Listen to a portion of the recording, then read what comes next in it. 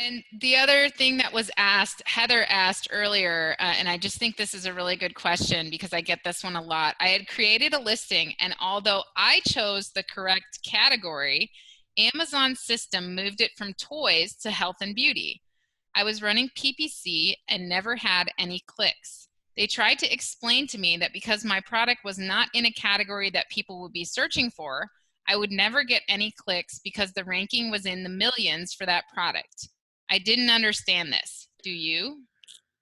Okay, so I'll tell you a quick kind of way that you can figure out what category your product should be in.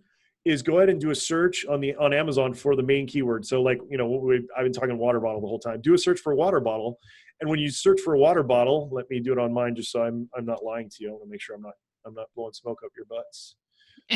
But I'm almost positive because I've been on Amazon so much, and I probably shop more on Amazon than 90% of the people in the world. But what'll happen is, unless I'm wrong, is on the left side it'll give you a list of categories that you can. Yeah. So right now, I just searched water bottle on the left side. It says sports and fitness water bottles, and it says outdoor recreation bike water bottles, camping and hiking, hydration cans. So what you want to do is search your main keyword and then go and pick one of those categories that's coming up on the left bar there. That's automatically telling you that Amazon thinks that these are the relevant categories for that search term.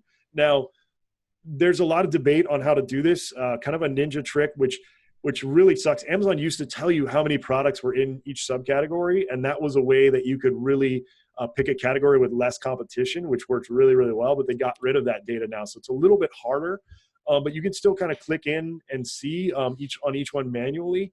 But what you want to do is find one that's going to be the most relevant and has the least amount of competition if you can, Yes. and that's the one you want to pick.